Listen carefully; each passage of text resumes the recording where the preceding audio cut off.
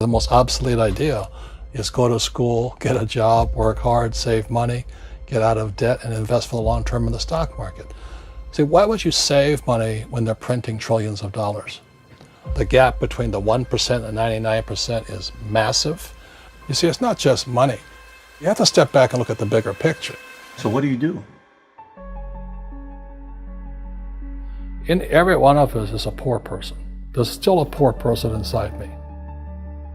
There's also a middle class person, and the middle class persons want security. They want that steady paycheck. And there's a rich person. And they're all inside of us, except that it's not taught. You're taught to go to school, get a job, and get a paycheck. You're not taught to how to get rich. If you read Rich Dad, Poor Dad, my rich dad refused to pay me. He said the paycheck was one of the most damaging things you could take in your life. He says the moment you take a paycheck, you're an employee, and that's the mindset. So my rich dad never paid me. It drove my poor dad, government employee, nuts. You gotta pay people, you gotta pay people.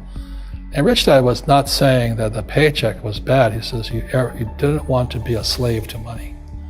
So as an entrepreneur, if rich dad folded, I just started another company. I don't need a paycheck. I don't need anybody to take care of me. If my government doesn't like me, I move to another country because they need entrepreneurs there. So the entrepreneur is not so much the business. The entrepreneur is really the mindset and the skill sets and the different set of rules.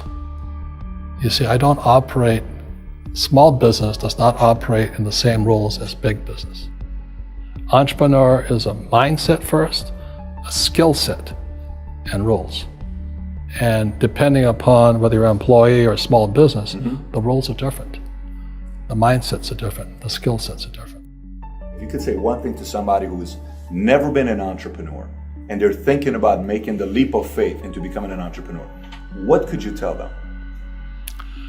Well, I'll just tell them the same thing that happened to me.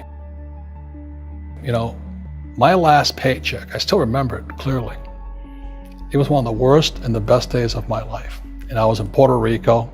I was working for Xerox, and my boss gave me it wasn't a paycheck, it was a bonus check. I think it was about $30,000, taxable. It's the only problem with that. So I got this check and I went, holy mackerel. You know what I mean? So I was excited, but I was also disturbed. And so this other guy comes up to me, his name was John, and John says to me, he says, you're gonna be back. I said, why? He says, because you're gonna fail. I looked at him and said, look, few expletive words, because that's what he did. He left Xerox, failed, and he came back. And I said, look, you failed and you came back, but I'm gonna fail and I'm never coming back. And that's the attitude. Do you know what I mean? If you say, well, if I fail, I'll go back to mommy and daddy, then that's what you'll do. So if you fail, that's when I became an entrepreneur, because I had no money. I had no money for years. I didn't have a paycheck. But that's what my rich dad encouraged me to do. He says, when you don't have this paycheck, you get hungrier, smarter, and it's a test of your character. Will you become a crook? Will you become dishonest? Will you cheat and steal? Or will you become a better human being? So really, that's the benefit of becoming an entrepreneur, is you really find out who you are when you don't have anything. So you always have to look at the big picture. Too many people look at, well, what's going to happen to me? When you look at the big picture, you're also going to know that when something bad happens, something good's going to happen. But you got to prepare for whatever is coming. If you think next 20 years will be like the last 20 years, you're going to get creamed. When you and I go to the supermarket and we buy a carton of milk, we always check for the expiration date. But most people do not check for the expiration date on their brains. Instead of get out of debt, I get into debt. I just refinanced $300 million in debt. I went from 5% to 2.5% interest. I made a fortune. Every month, more money comes in because my cost of money has gone down. So while some financial experts are saying get out of debt, I'm saying learn how to use debt. See, when I came back from in Vietnam in January of '73, the first thing my rich dad said to me was go to school to learn how to invest in real estate. It wasn't real estate, it was how to use debt and taxes. Debt and taxes make the rich richer. Debt and taxes make the poor and middle class poor. So all the rich guys who are doctors and lawyers or, those guys, they're getting creamed and they don't know why. Doctors are getting creamed. Oh yeah, they're making more money, but the take home is less. Sure. My doctor just yelled at me. He was happy. He says, "Oh, guess what? I finally made $1 million." And I said, "Yeah, this was just 3 weeks ago." And so I said, "Yeah, well, how much you pay in tax?" He says, $750,000 in taxes. So his net was about $400,000. That's not bad. But when I make $1 million, I keep $1 million. And the reason is because I don't make it by working for money. See, if you work for money, you're taxed. So that's why lesson number 1 in Rich Dad Poor Dad is the rich don't work for money. What we do instead is we create businesses as entrepreneurs. We acquire real estate. I don't invest in the stock market. Okay? So the reason is because as entrepreneurs, I have more control over my income, how much I make, and how much I pay in taxes. And because I'm an entrepreneur as well as an investor in real estate, I pay 0 tax. So every time I make, let's say, $1 million as an entrepreneur, I immediately invested in real estate. I have a 4-to-1 step up. So I put $1 million in real estate, I get $4 million from the bank. That's why I love banks.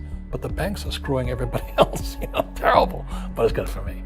That's why you say when you print, it's good for you, but when you print, it's bad for people that work for money. Because when you print, savers get creamed and people who work for money get creamed. When they print, debtors get rich. You see, debt and taxes make the rich richer, and debt and taxes make the poor middle class poorer. When we have obsolete ideas, we get obsolete results. So what's happening for most people, the idea of going to school, getting a job, working hard, saving money, getting out of debt, buying your house because it's an asset, investing for the long term, is obsolete. The world has changed. The world changed in 1971 when President Nixon took us off the gold standard and money became debt. What if we get rid of school? Then what would happen? Would it be better if we had no educational system at all? No, I'm saying education is more important before. It's just obsolete. There's Moore's Law which states information doubles every 18 months. In other words, everything's obsolete 18 months. So, and this is just a recent phenomenon. So when you come out of school, you're already obsolete. And that's why I'm the old guy, I meet my friends who went to Harvard. Yeah, I went to Harvard. I said, yeah, that was how long, 50 years ago? Today, the banks are charging you interest to save money. In other words, banks don't want your money because they printed too much of it. And that's why there's this bubbles in stocks and bubbles in real estate and all this. People are dumping the cash because, as I said in here, savers are losers and cash is trash. And yet people are, well, I want a high-paying job. Well, that's an obsolete idea. Get out of debt is an obsolete idea. You should learn how to get into debt, how to use debt to get rich, and they'll never teach you about taxes. The reason the 1% is way up here and the 99% are going this way is because when you print money, 2 things happen: inflation and taxes. It's crushing them. And any entrepreneur thinks, I'm just going to make money, I'm going to start a business and make a lot of money because of what we talk about. They really have got to smell the roses, man. That's not what the real entrepreneurs are doing. Most entrepreneurs, there's 28 million small business owners in America. 24 million are what are one-person entrepreneurs. They're called non-employee entrepreneurs. So and that's what happens is when people don't really understand what an entrepreneur does. So most big people are self-employed, but they're not really entrepreneurs. The self-employed pay the highest taxes of all, and nobody tells them that. Yeah, it's also called the entrepreneurial spirit, but what we were actually talking about was there's no such thing as a bad economy. There's external, you and I, we all have an external economy, but we also have an internal economy. And the willpower is to change our internal economy. So for me, I can see the good and I can see the bad. I don't really give a damn because I'm going to be rich anyway. But a poor person with a poor personal economy, all they're going to see is a bad economy because they don't know how to make money in any economy. And a middle class person, they have a middle class economy. What they want is a nice house and a steady paycheck and the job and the car. And so when you take their job away, to them, that's disaster. Well, since an entrepreneur doesn't have a job anyway, it's no big deal. So all I'm saying to people, and it's what Bucky Fuller taught me, is always two sides, you know what I mean?